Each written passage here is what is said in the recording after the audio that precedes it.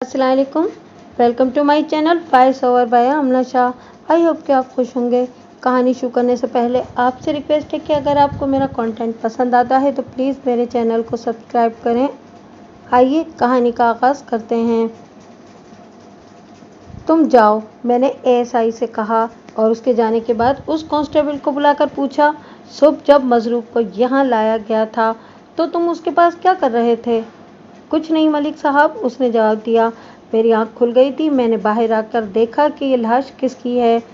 ईश्वर दास, मैंने उसे कहा, एक काम करो और अपनी नौकरी को बचाओ।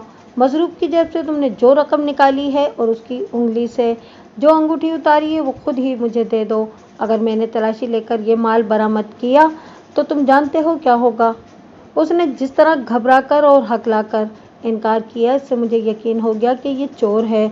मैंने उसे कहा कि मैं उसे मोहलत नहीं दूंगा। वो मुझे बड़ी अच्छी तरह जानता था। बारिक में गया और रकम और अंगूठी रुमाल में बंधी हुई मेरे हवाले कर दी और झुककर मेरे पांव छू लिए।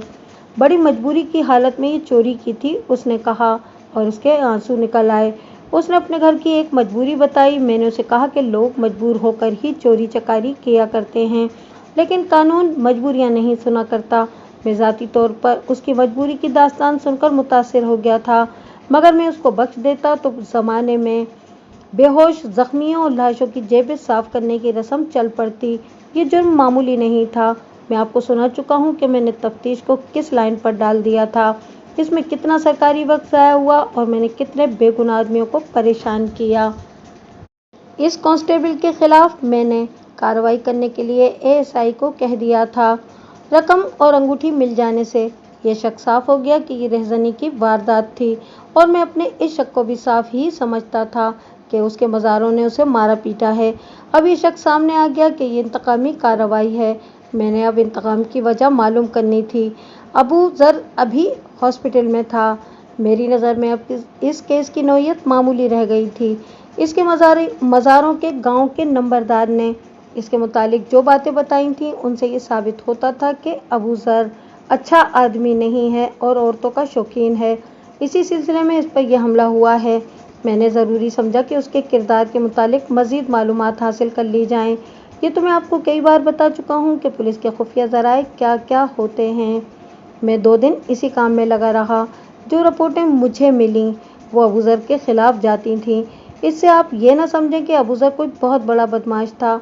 वो बज़ाहिर मोअज़्ज़ज़ आदमी था, मिलनसार था अपनी बिरादरी में और शहर में भी उसकी इज्जत थी। लेकिन उसकी ये आदत भी थी कि कोई औरत अच्छी लगती तो उसके साथ बेतकल्लुफ़ होने की कोशिश करता था। आपने ऐसे आदमी देखे होंगे जो बज़ाहिर शरीफ और काबिल एहतराम होते हैं, लेकिन दरपर्दा औरत उनकी कमज़ोरी बनी हुई होती है। कुछ ऐसी ही हालत अबू ज़र की थी। मैंने ये मालूम करने की कोशिश की कि उसके ताल्लुकात कितनी औरतों के साथ हैं, तो मुझे सिवाय एक हिंदू औरत के किसी दूसरी औरत का नाम पता मालूम न हो सका। इससे ये ज़ाहिर हुआ कि वो आम बदमाशों जैसा बदकिरदार आदमी नहीं था। अबू ज़र अस्पताल से फारिग हो गया और वहाँ से सीधा थाने में आया। मैंने उसे बिठा लिया। उससे मैं कुछ पूछने ही लगा था कि 3 आदमी जो इसी शहर के मालूम होते थे आ गए। उन्होंने कहा कि उनकी एक जवान औरत लापता हो गई है। मैंने अबू ज़र से कहा कि वो अभी घर चला जाए और शाम को आए। मैंने उसे ये बता दिया कि उसकी रकम और अंगूठी मिल गई है, लेकिन ये माल अभी मिलेगा नहीं, क्योंकि ये शहादत के तौर पर कांस्टेबल के खिलाफ कार्रवाई करने के लिए इस्तेमाल होगा। इन 3 आदमियों में जो औरत की गुमशुदगी की रिपोर्ट देने आए थे, एक उसका ससुर था, दूसरा उसका बाप और तीसरा उसका चचा। उन्होंने जो तफसील सुनाई वो इस तरह थी कि इस औरत की उम्र 30 साल के लगभग थी। अच्छी शक्ल सूरत और कदरे गोरे रंग की औरत थी। रहने वाली किसी गांव की थी। उसके ससुराल वाले इसी कस्बे में रहते थे। 2 अढ़ाई महीने गुजरे, उसका खामिंद मर गया था। वो अपने खामिंद के साथ अलग मकान में रहती थी। उसके ससुराल का घर उसके घर के साथ था, यानी दीवार एक ही थी। खामिद की वफ़ात का उस पर ऐसा असर हुआ कि उसने अपने माँ बाप के घर चले जाने या 2-4 महीने अपने ससुराल में रहने से साफ इनकार कर दिया। वो कहती थी कि कुछ अरसा इसी मकान में रहेगी जिसमें उसने खामिद के साथ 8 साल गुजारे थे। इस औरत को पहले ये सदमे पहुंचे थे कि एक लड़का पैदा हुआ जो 3-4 महीने का होकर मर गया। 3-4 साल बाद एक लड़की पैदा हुई, वो भी चंद महीनों बाद मर गई। इसके बाद कोई बच्चा न हुआ। اس کے سسرال نے اسے مجبور نہ کیا کہ وہ اکیلی نہ رہے۔ چونکہ سسرال اور اس کے مکان کی دیوار سانجھی تھی، اس لیے اس کے اکیلے رہنے میں کوئی خطرہ نہیں تھا۔ مکان کے دوسری طرف والا گھر بھی ان کے قریبی رشتہ داروں کا تھا۔ میں نے یہ تمام تفصیلات ان لوگوں سے حاصل کی تھیں۔ گمشدگی کی تفصیل یہ بتائی گئی کہ 2 روز پہلے وہ گھر سے غائب ہو گئی تھی۔ جب سے اس کا خاوند مرا تھا، اس نے گھر سے باہر نکلنا چھوڑ دیا تھا، سوائے اس کے کہ عصر کے وقت قبرستان پر جاتی اور خاوند کی قبر پر فاتحہ پڑھتی تھی۔ اور وہ گھر سے غائب پائی گئی تو کچھ دیر انتظار کیا گیا کہ قبرستان گئی ہوگی اور ابھی واپس آ جائے گی، لیکن وہ نہ آئی۔ دوپہر کے کھانے کا وقت ہو گیا، تب کسی کو قبرستان بھیجا گیا، وہ وہاں بھی نہیں تھی۔ سب یہ سوچ کر حیران ہوتے تھے کہ اس نے کسی کے گھر جانا تو چھوڑ ہی دیا تھا، پھر وہ کہاں گئی؟ شام تک بھی نہ آئی تو یہ امید ختم ہو گئی کہ وہ خود کہیں چلی گئی ہے اور واپس آ جائے گی۔ ایک آدمی کو اس کے میکے کے گاؤں بھیجا گیا، وہی ایک جگہ تھی جہاں وہ جا سکتی تھی۔ گاؤں 16-17 میل دور تھا۔ اگلی صبح وہ آدمی واپس آ گیا، اس کے ساتھ لڑکی کا باپ اور چچا بھی آ گیا۔ وہ وہاں نہیں گئی تھی۔ ان لوگوں نے اس کی تلاش میں 1 دن اور 1 رات اور ضائع کر دی۔ کسی کی جوان لڑکی لاپتہ ہو جائے تو لوگ بے عزتی سے ڈرتے خفیہ تلاش کرتے رہتے ہیں اور پولیس کے پاس اس وقت جاتے ہیں جب 3-4 دن بلکہ اس سے بھی زیادہ عرصہ گزر چکا ہوتا ہے اور لڑکی بہت دور پہنچائی جا چکی ہوتی ہے۔ میں نے گمشدہ عورت جس کا نام شفیقہ تھا کے باپ، چچا اور سسر سے الگ الگ پوچھ گچھ کی۔ پہلے تو میں یہ معلوم کرنے کی کوشش کر رہا تھا کہ شفیقہ کے ساتھ سسرال کا سلوک کیسا تھا۔ اس کے باپ اور چچا نے بلا جھجک کہا کہ ان کی بیٹی سسرال میں بہت خوش تھی اور اپنے خاوند کے ساتھ اپنی آزاد زندگی گزار رہی تھی۔ انہوں نے اس کے ثبوت میں یہ کہا کہ ان کی بیٹی بیوہ ہو کر اسی مکان میں رہتی تھی تو سسرال نے اسے وہیں رہنے دیا اور اس کی دیکھ بھال اور دلجوئی اپنی بیٹیوں کی طرح کرتے رہے۔ شفیقہ کے سسر نے اس کی بہت تعریف کی۔ آنسو بہاتے ہوئے اس نے کہا کہ اگر یہ تو ہماری اپنی بیٹی تھی۔ میں آپ سے ایک نازک سی بات پوچھنا چاہتا ہوں، میں نے کہا، لیکن آپ پردہ ڈالنے کی کوشش کریں گے۔ آپ کی بہو کا چال چلن کیسا تھا؟ 16 آنے صحیح تھا جناب، اس نے جواب دیا۔ سارے محلے سے، ہماری پوری برادری سے، بلکہ ہمارے دشمنوں سے بھی پوچھ لیں، شفیقہ کے خلاف کسی کی زبان سے کوئی لفظ نہیں نکلے گا۔ میں جانتا تھا آپ یہی کہیں گے، میں نے کہا۔ خاندان کا بزرگ اپنی زبان سے یہ الفاظ نہیں نکالے گا کہ اس کے خاندان کی کوئی عورت بد چلن ہے۔ آپ بھی پردہ ڈالنے کی کوشش کر رہے ہیں۔ نہیں جناب، اس نے کہا، مجھے اور میرے خاندان کے ہر فرد کو شفیقہ پر اتنا بھروسہ تھا کہ اس پر ایسا فضول شک کرنا ہم گناہ سمجھتے تھے۔ فرد میں آپ کو ایک مثال دیتا ہوں۔ یہ شخص جو ابھی آپ کے پاس بیٹھا ہوا تھا، ابو ذر، ہماری برادری اور کچھ قریبی رشتہ داری کا آدمی ہے۔ اس کے ساتھ جو حادثہ ہوا ہے یہ ہماری ساری برادری کا حادثہ ہے۔ شفیقہ کے خاوند یعنی میرے بیٹے کی وفات کے بعد ابو ذر 4-5 مرتبہ شفیقہ کے گھر گیا اور کچھ دیر بیٹھا رہا۔ اس نے جب ابو ذر کا نام لیا تو میں چونک پڑا۔ مجھے روشنی کی ایسی کرن نظر آئی جس نے اندھیرے میں مجھے کچھ دکھا دیا۔ میں شفیقہ کے سسر کا بیان اور زیادہ غور سے سننے لگا۔ ابو ذر کا شفیقہ کے پاس جانا قابل اعتراض تھا، شفیقہ کا سسر کہہ رہا تھا۔ اعتراض سے آپ کچھ اور نہ سمجھیں۔ اعتراض یہ تھا کہ شفیقہ بھی عدت میں تھی اور آپ جانتے ہیں کہ اس عرصے میں بیوہ کسی نامحرم کے ساتھ بات بھی نہیں کر سکتی۔ مگر ابو ذر اس کے گھر جاتا تھا۔ ہمیں چونکہ شفیقہ کے کردار پر بھروسہ تھا، اس لیے ہم نے کوئی تعرض نہ کیا۔ کیا ابو ذر آپ کے بیٹے کی زندگی میں اس کے گھر جایا کرتا تھا؟ میں نے پوچھا۔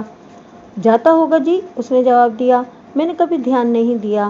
کیا آپ کو معلوم ہے کہ ابو ذر اچھی شہرت کا آدمی نہیں؟ بعض لوگ اس کے خلاف الٹی سیدھی باتیں کرتے ہیں، اس نے جواب دیا، لیکن جناب، بزرگ کسی کو اچھا نہیں کہتے۔ ابو ذر میں سر اونچا رکھنے کی عادت ہے، اس لیے کچھ لوگ اس سے جلتے ہیں۔ میں نے جب دیکھا کہ یہ شخص ابو ذر کو شریف آدمی سمجھتا ہے تو اس سے اس معاملے میں مزید بحث ضروری نہ سمجھی۔ البتہ ایک بڑا پختہ شک اپنے ذہن میں محفوظ کر لیا۔ گمشدگی کی رپورٹ باقاعدہ طور پر درج کرنے کے لیے میں نے ان لوگوں سے تمام ضروری معلومات، حلیہ، لباس وغیرہ لے لیں اور لاپتہ عورت کے سسر کے نام سے FIR تحریر کر لی اور ان لوگوں کو فارغ کر دیا۔ میرا سب سے پہلا شک ابو ذر پر تھا۔ मैं इस स्टेज पर अभी ये नहीं कह सकता था कि अबू ज़र ने इस औरत को अगवा कराया है या वो अबू ज़र की खातिर अपनी मर्जी से घर से निकल गई है। अपनी मर्जी से घर से निकलना बेमायनी से मालूम होता था। अगर वो अबू ज़र की खातिर घर से निकल गई थी तो गई कहाँ? उसे घर से भागने की ज़रूरत ही क्या थी? वो बेवा हो चुकी थी। 2-3 महीने बाद वो अपनी मर्जी से शादी कर सकती थी। पीछे ये शक मेरे जहन में रह गया कि अबू ज़र उसके घर जाता रहा, उसे वरगलाता रहा और जब मायूस हो गया या शफीका ने उसे धुतकार दिया तो अबू ज़र ने उसे घर से उठवाकर गायब करा दिया। यूँ भी हो सकता था कि अबू ज़र ने शफीका पर दस्तराजी की हो। शफीका ने उसे कहा हो कि वो अपनी ससुराल को बता देगी। शफीका का रद्द-ए-अमल शदीद और ख़तरनाक होगा। इससे बचने के लिए अबू ज़र ने उसे अगवा करा दिया। अब उस औरत को कत्ल होना था, लेकिन मेरे शक को ये ख्याल रफ़े कर देता था कि ये औरत जिस वक्त लापता हुई उस वक्त अबू ज़र अस्पताल में था। ये मेरी अपनी सोचें और कयास आराइयाँ थीं और मैं इनका तजुर्बा कर रहा था। इस किस्म की वारदातों की तफ्तीश में अकल और तजुर्बे से काम लेना पड़ता है। जवान औरत के अगवा के असबाब ये होते हैं कि वो अपनी मर्जी से गई या उसे ज़बरदस्ती उठाया गया या ख़ानदानी अदावत में वो इंतकाम का निशाना बनी। इस मौके पर पुलिस ने अपने वो ज़राए इस्तेमाल करती है जिन्हें आम इस्तिलाह में मुखबिर कहा जाता है। ये भी मैं आपको पहले कभी बता चुका हूँ कि पुलिस के मुखबिर कैसे कैसे लोग होते हैं। मैंने सबसे पहले अबू ज़र को ही बुला लिया। मैं ये तवक्को तो रख ही नहीं सकता था कि वो अगर इस औरत की गुमशुदगी में मुलव्विस है तो आते ही मुझे सही बात बता देगा, लेकिन मुझे अपने तजुर्बे पर भरोसा था। मैं उसके इनकार से या बातों से अंदाज़ा कर सकता था कि इस वारदात के साथ उसका ताल्लुक़ है या नहीं। इस औरत के साथ उसके ताल्लुकात क्या थे? वो थोड़ी ही देर बाद मेरे पास आ गया। अबू ज़र, मैंने उसे कहा, अब अपने आप को मुअज़्ज़िज़ समझना छोड़ दो। इन 4-5 दिनों में तुम्हारे मुतालिक कम से कम 50 आदमी के साथ बात हुई है। इनमें से किसी एक ने भी नहीं कहा कि अबू ज़र शरीफ आदमी है। मैं तुम्हें मोहलत देता हूँ। अगर इस वक्त सच बोल दो तो मामला यहीं गोल कर दूंगा। शर्त यह है कि ये बता दो शफीका कहाँ है। जनाबे आली, उसने कहा, मैं अब घर पहुँचा तो मुझे पता चला कि वो कहीं चली गई है। मैं तो अस्पताल में पड़ा था। क्या ये मैं नहीं जानता कि तुम अस्पताल में पड़े थे? मैंने कहा, मैं वो बातें भी जान गया हूँ जो तुम समझते होगे कि मुझे मालूम नहीं होंगी। मैं इज़्ज़तदार और ख़ानदानी आदमी हूँ जनाब। अबू ज़र ने कहा, आप मुझ पर कोई और इल्ज़ाम लगाएं, अगवा का इल्ज़ाम मुझ पर ना थोपें। इज़्ज़तदार और ख़ानदानी आदमी अपने मज़ारों की बीवियों से जूते नहीं खाया करते। मैंने कहा, तुम अपने मज़ारे की बीवी के धुतकारे हुए आदमी हो। जिस नंबरदार को तुम अपना दोस्त समझते हो वो सरकार का आदमी है। उसकी वफादारी इस थाने के साथ है। नंबरदार तो अपने करीबी रिश्तेदारों को भी डंक मार जाया करते हैं। तुमने उन करीबों से दोस्त से ज़्यादा रकम वसूल की। जनाबे आली, पहले मेरी बात सुन लो। मैंने उसे बोलने न दिया। तुम शफीका के घर क्या लेने जाते थे? उसका खामिद मेरा दोस्त था, उसने जवाब दिया। उसकी बीवी तो तुम्हारी दोस्त नहीं थी ना? मैंने कहा, मैं तुम्हारी ज़बान से सीधी एक बात सुनना चाहता हूँ कि तुमने उस बेवा पर डोरे डालने की कोशिश की। उसने तुम्हें उसी तरह धुतकार दिया जिस तरह मज़ारे की बीवी ने तुम्हें धुतकारा था, और तुमने ऐसे वक्त शफीका को इंतकामन अगवा कराया जब तुम हॉस्पिटल में पड़े हुए थे। उसने उछल उछल कर और तड़प तड़प कर कहना शुरू कर दिया कि ऐसा बिल्कुल नहीं हुआ और शफीका पर तो उसकी नीयत ऐसी थी ही नहीं। लेकिन मैं उसके इनकार को तस्लीम नहीं कर रहा था। एक बात बताओ, मैंने पूछा, शफीका का चाल चलन कैसा था? कोई और आदमी बता दो जिसके साथ शफीका के दरपर्दा ताल्लुकात थे। तुम्हारी निजात इसमें है कि किसी और का नाम बताओ। शफीका बदचलन नहीं थी, उसने कहा। खामिद के साथ उसे बहुत मोहब्बत थी, लेकिन जनाब, दिलों के हाल कौन बता सकता है? मुझे एक आदमी का शक है। शफीका उसे बहुत चाहती थी और वो शफीका के पास जाता रहता था। वो हमारी बिरादरी का लड़का है। उसकी उम्र 22-23 साल है और उसका नाम मुस्तफ़ा है। मैं ये भी जानता हूँ कि उसकी शादी हो चुकी है, तकरीबन 1 साल हो गया है। उसकी बीवी बड़ी खूबसूरत लड़की है, लेकिन मुस्तफ़ा उसे बसाना नहीं चाहता। कहता है कि उसे अच्छी नहीं लगती। 3-4 महीनों से लड़की अपने माँ बाप के घर बैठी हुई है और मुस्तफ़ा शफीका के घर जाता रहता है और बहुत देर वहीं रहता है। अबू ज़र अचानक चुप हो गया। कुछ देर मेरे मुंह की तरफ देखता रहा, फिर उसने छत की तरफ देखा। پھر میری طرف دیکھا جیسے کچھ یاد کرنے کی کوشش کر رہا ہو۔ ایک بات یاد آ گئی ہے، اس نے کہا۔ اس رات جب مجھ پر حملہ ہوا تو بے ہوش ہونے سے پہلے ان 3 آدمیوں میں سے کسی ایک نے مجھے کہا، پھر جاؤ گے شفیقہ کے پاس، اگر پھر تمہیں اس گھر میں قدم رکھتے دیکھا تو قتل ہو جاؤ گے۔ یہ بات تم نے مجھے اس وقت کیوں نہ بتائی جب تم اسپتال میں بیان دے رہے تھے؟ سر پر جو چوٹیں پڑی تھیں ان کا اثر ابھی باقی تھا، اس نے جواب دیا۔ شاید یہی وجہ تھی کہ یہ بات میں آپ کو بتانا بھول گیا۔ میں نے اس آواز کو پہچان لیا تھا، یہ مصطفیٰ کی آواز تھی۔ اس نے فاتحانہ لہجے میں بڑے جوشیلے انداز میں کہا، اب معاملہ صاف ہو گیا ہے، مجھ پر حملہ کرنے والوں میں مصطفیٰ بھی تھا اور اس کے ساتھ اس کے دوست ہوں گے۔ دشمنی کیا تھی؟ میں نے پوچھا۔ اگر اس وقت اس نے تمہیں کہا تھا کہ پھر کبھی شفیقہ کے گھر جاؤ گے تو قتل ہو جاؤ گے، تو اس کا مطلب یہ ہوا کہ اس سے پہلے بھی اس نے تمہیں شفیقہ کے گھر جانے سے روکا تھا۔ اس بات پر تمہاری اور اس کی تلخ کلامی ہوئی ہوگی۔ دیکھو ابو ذر، میں نہیں مانتا کہ تم اتنی اہم بات بھول گئے تھے۔ میں نے تمہیں کہا ہے کہ سچ بولو، شفیقہ کو سامنے لاؤ اور گھر جاؤ۔ جاؤ چھٹی کرو، ابھی تو میں معاملہ یہیں پر ختم کر سکتا ہوں۔ اگر تم چالاک اور ہوشیار بننے کی کوشش کرو گے تو بہت برے انجام کو پہنچو گے۔ تم نے جن سے مار کھائی ہے میں انہیں نہیں پکڑوں گا، الٹا تمہیں دھر لوں گا۔ جناب ملک صاحب، میں آپ کو کس طرح یقین دلاؤں کہ اس عورت کو میں نے اغوا نہیں کیا اور نہ ہی کرایا؟ اس نے ایسی آواز میں کہا جیسے وہ ابھی رو پڑے گا۔ میں آپ کو صحیح بات بتا دیتا ہوں، ذرا ٹھہرو، میں نے کہا، اور باہر جا کر ایک کانسٹیبل سے کہا کہ وہ فلاں محلے سے مصطفیٰ نام کے لڑکے کو تھانے لے آئے۔ میں پھر اپنے دفتر میں جا بیٹھا اور ابو ذر سے کہا کہ اب بولو، کیا بات بتانا چاہتے ہو؟ صحیح بات یہ ہے ملک صاحب، اس نے کہا، شفیقہ مجھے اچھی لگتی ہے، میں اس کے ساتھ شادی کرنا چاہتا تھا۔ پہلی بیوی کی چھٹی کرائی تھی؟ جی، اس نے جواب دیا۔ وہ اللہ کی گائے ہے، لیکن میں نے یہ ارادہ دل سے نکال دیا ہے۔ شفیقہ نے دھتکار دیا ہوگا، میں نے طنزیہ کہا۔ ایسی بات نہیں ہوئی تھی، اس نے کہا، مجھے شفیقہ کے چال چلن پر شبہ ہو گیا تھا۔ مصطفیٰ اس کے پاس جاتا تھا، ایسے بھی ہوا کہ میں وہاں بیٹھا ہوا ہوں اور مصطفیٰ آ گیا۔ اسے دیکھ کر شفیقہ کے چہرے پہ رونق آ گئی، اس کے ساتھ اس طرح باتیں کرتی تھی جیسے وہ اس کا بیٹا یا بھائی ہو۔ میرے ساتھ اس نے کبھی اتنی بے تکلفی سے بات نہیں کی تھی۔ مصطفیٰ کی موجودگی میں وہ میری طرف سے نظریں ہی پھیر لیتی تھی۔ میں شفیقہ کو پاک صاف چال چلن کی عورت سمجھتا تھا، لیکن مجھے یقین کرنا پڑا کہ وہ ہر کسی کے لیے پاک صاف ہے، مصطفیٰ کے لیے نہیں۔ مصطفیٰ کے ساتھ اس کا تعلق صحیح نہیں تھا۔ تمہیں یہ یقین کس طرح ہوا؟ 2 دفعہ ایسے ہوا کہ میں شفیقہ کے گھر گیا تو دروازہ اندر سے بند تھا، اس نے جواب دیا۔ شفیقہ نے اندر سے دروازہ کبھی بند نہیں کیا تھا۔ ایک دفعہ تو میں دروازہ بند دیکھ کر واپس آ گیا اور گلی کے آخر میں کھڑا رہا۔ کچھ دیر بعد مصطفیٰ اندر سے نکلا۔ دوسری دفعہ میں نے دروازہ کھٹکھٹایا تو دروازہ شفیقہ نے کھولا۔ میں اندر گیا تو مصطفیٰ بیٹھا ہوا تھا۔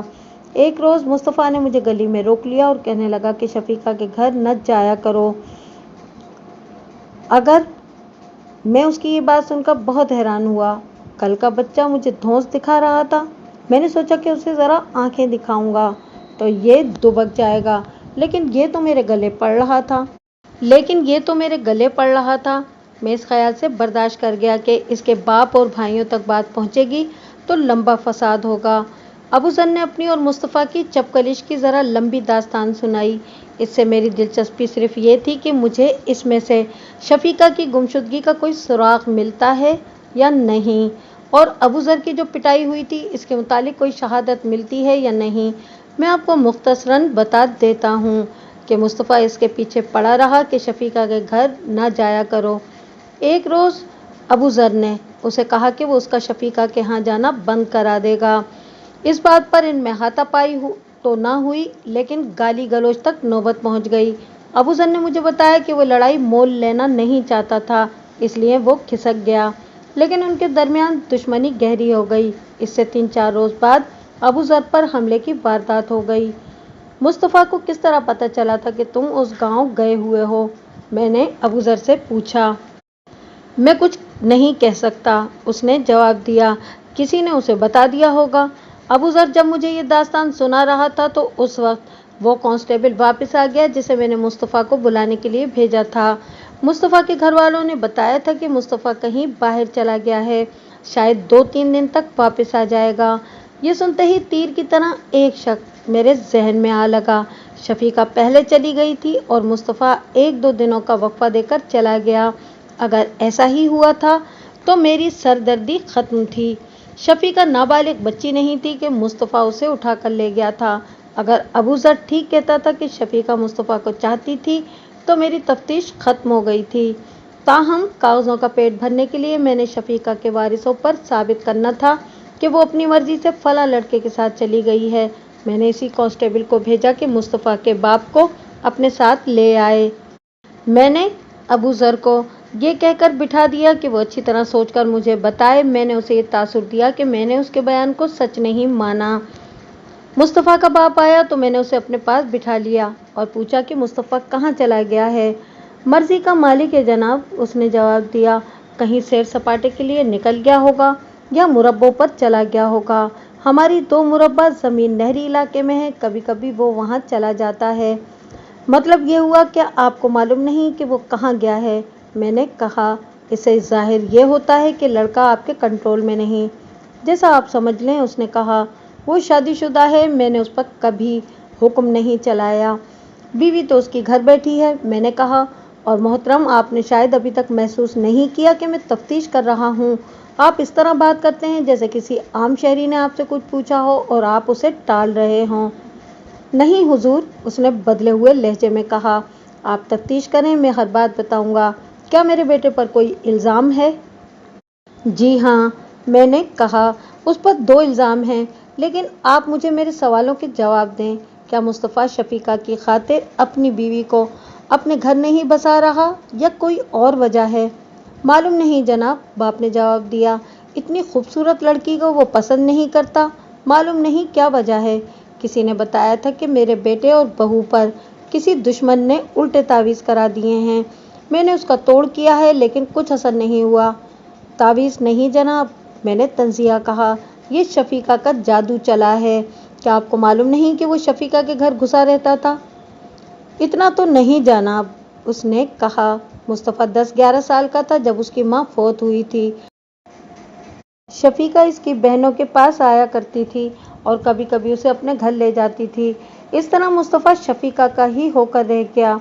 ये बड़ा होता गया लेकिन शफीका के लिए ये बच्चा ही रहा। इसके साथ ही मुस्तफ़ा खुदसर हो गया। मैं भी उसका बड़ा भाई और बहनें भी उसके साथ इतना प्यार करते थे जो ज़रूरत से ज़्यादा था। इस प्यार ने उसे बिगाड़ दिया। मैंने यहाँ तक देखा कि ये मेरी बात नहीं सुनता था, शफीका की सुन लेता और मान लेता था। अब शादी करके भी वो शफीका के घर जाता है तो हम एतराज़ नहीं करते। शफीका कहाँ है? सुना है कि कहीं चली गई है, उसने जवाब दिया। इसका मतलब यह हुआ कि वो अच्छे चाल चलन की औरत नहीं थी। मैंने कहा, अगर उसका चाल चलन वाकई अच्छा नहीं था तो वो आपके बेटे को भी ख़राब करती रही है। मैं कुछ कह नहीं सकता जनाब, उसने कहा। बग़ैर सबूत के किसी औरत को बदचलन कह देना मेरे उसूल के ख़िलाफ़ है।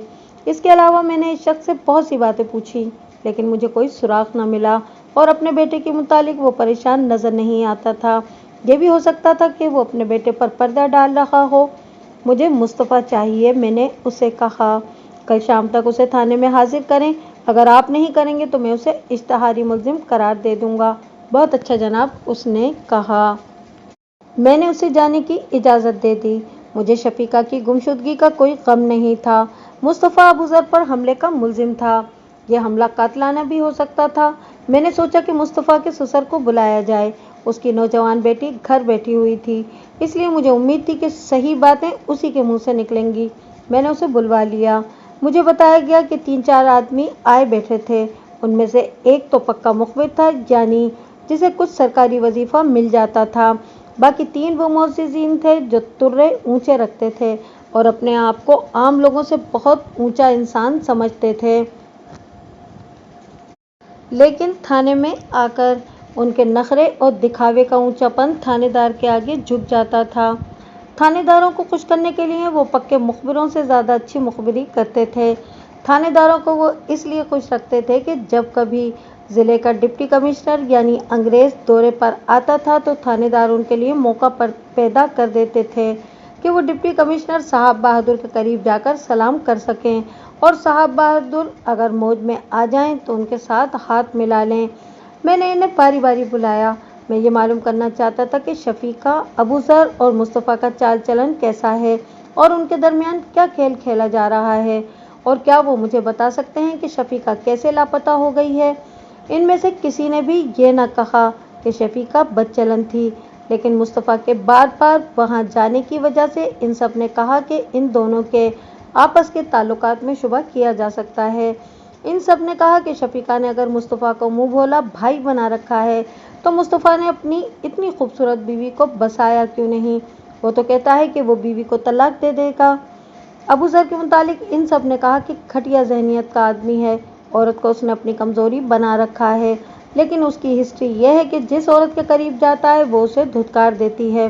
خود اپنی بیوی اسے پسند نہیں کرتی، اپنے سالوں سے بھی اس نے جوتے کھائے ہیں۔ شفیقہ بیوہ ہو گئی تو اس نے اس کے گھر جانا شروع کر دیا۔ یہ بتاؤ، میں نے یہ سوال ہر ایک سے کیا، شفیقہ اپنے ماں باپ کے پاس کیوں نہ چلی گئی؟ اس کے سسرال والوں نے ابھی اپنے بیٹے کی موت کے صدمے کے اندر ہیں۔ ان سب کا جواب تقریباً ایسا ہی تھا۔ وہ کہتے ہیں کہ شفیقہ عدت پوری کر رہی ہے، لیکن وہ یہ نہیں دیکھتے کہ ابوذر اور مصطفیٰ جیسے جوان آدمی اس کے گھر جاتے ہیں۔ ان میں سے 2 آدمیوں نے یہ جواب دیا کہ شفیقہ کچھ عرصے اور یہیں گزارے گی کیونکہ وہ مصطفیٰ سے اتنی جلدی جدا نہیں ہونا چاہتی۔ وہ گئی کہاں؟ میں نے ان سب سے الگ الگ پوچھا۔ ان میں سے کوئی بھی مجھے پکا جواب نہ دے سکا۔ سب نے یہی کہا کہ مصطفیٰ کہیں بھی نظر نہیں آتا۔ اس سے شک ہوتا ہے کہ دونوں اپنے اپنے طور پر گھروں سے نکلے اور کہیں چلے گئے ہیں۔ میں نے کئی اور ذرائع سے اس ڈرامے کی تہہ تک پہنچنے کی کوشش کی۔ تقریباً سب نے ایسے ہی جواب دیے جو میں پہلے سن چکا تھا۔ آپ خود غور کریں کہ یہ لوگ کیسی حماقت کرتے رہے کہ جوان بیوہ کو اکیلا چھوڑے رکھا اور اس کے پاس جوان آدمی جاتے رہے۔ ان کی اس حماقت سے ایک تو ان دونوں آدمیوں میں رقابت پیدا ہوئی، دوسرے یہ کہ ایک نوجوان بیوی اپنے ماں باپ کے گھر بیٹھی تھی، اور تیسری یہ واردات ہو گئی جس میں ابوذر کی جان بھی ضائع ہو سکتی تھی۔ ان کے لیے سب سے بڑی ذلت یہ ہوئی کہ عورت گھر سے کسی کے ساتھ نکل گئی۔ میں نے یہ سب کچھ سوچ کر اس کیس کو ان چھوٹی چھوٹی وارداتوں کی لائن میں لگا دیا جن کی تفتیش میں کوئی جلدی نہیں ہوتی۔ میں نے سوچا کہ ان لوگوں کو تھانے کے چکر پڑتے رہیں تاکہ ان کے ہوش ٹھکانے آ جائیں۔ اس کے علاوہ تھانے میں اس سے بھی زیادہ اہم کیس اور سنگین وارداتوں کی تفتیش چل رہی تھی۔ مصطفیٰ کا سسر آ گیا۔ آپ کی بیٹی کو آپ کا داماد بساتا کیوں نہیں؟ میں نے مصطفیٰ کے سسر سے پوچھا۔ قسمت کا کھیل ہے جناب، اس نے آہ بھر کر کہا۔ میں جنہیں شریف اور معزز سمجھتا تھا وہ پکے بدمعاش اور بے غیرت نکلے، حالانکہ میرے قریبی رشتے دار ہیں۔ میں وجہ پوچھ رہا ہوں۔ وہ جو عورت لاپتہ ہو گئی ہے یہ سب اس کی کرتوت ہے، اس نے جواب دیا۔ آپ کے پاس اس کی گمشدگی کی رپورٹ پہنچ گئی ہے، اس کا نام شفیقہ ہے۔ کیا یہ صحیح ہے کہ آپ کے داماد پر شفیقہ کا قبضہ ہے؟ میں نے پوچھا۔ اس میں کوئی شک ہی نہیں جناب، اس نے جواب دیا۔ شفیقہ اس کی ماں تو نہیں لگتی؟ اب دونوں کہاں ہیں؟ میں نے دیکھا کہ یہ شخص میرے ہر سوال کا جواب جلے کٹے الفاظ میں دیتا تھا اور اس کوشش میں تھا کہ ہر جرم کا مجرم مصطفیٰ کو ثابت کرے۔ میں نے اس سے اپنے مطلب کی کوئی بات کہلوانے کی بہت کوشش کی، لیکن اس کے پاس سراغ کی کوئی بات نہیں تھی۔ میں نے اسے مزید پوچھ گچھ نہیں کی۔ میں نے 2 دن بعد اس کیس کی طرف توجہ ہی نہ دی۔ میں نے مصطفیٰ کے باپ کو کہا تھا کہ وہ اگلی شام تک مصطفیٰ کو پیش کرے۔ اس نے میرے اس حکم کی طرف بھی توجہ نہ دی۔ صبح کے 8 یا شاید 8:30 بجے ہوں گے کہ مصطفیٰ کا باپ تھانے میں آیا۔ وہ سیدھا میرے پاس آ گیا۔ میں نے اسے دیکھتے ہی پوچھا کہ مصطفیٰ نہیں آیا؟ آ گیا ہے جناب، اس نے جواب دیا اور منت سماجت کے انداز میں کہنے لگا۔ کیا میں آپ سے یہ درخواست کر سکتا ہوں کہ ممکن ہو سکے تو میرے بیٹے کے ساتھ کچھ روح رعایت کر دیں؟ میں باپ ہوں، باپ کے جذبات آپ جانتے ہیں۔ مجھے جناب جو خدمت بتائیں گے میں کر دوں گا۔ آپ اسے میرے پاس بھیج دیں، میں نے اسے جھوٹی تسلی دیتے ہوئے کہا۔ جتنی جلد ممکن ہو سکے وہ میں کر دوں گا۔ باپ باہر گیا تو ایک خوبرو نوجوان میرے دفتر میں داخل ہوا۔ وہ مصطفیٰ تھا۔ میں نے اسے اپنے سامنے کرسی پر بٹھایا اور اسے غور سے دیکھا۔ اس کی عمر 22-23 سال تھی، لیکن وہ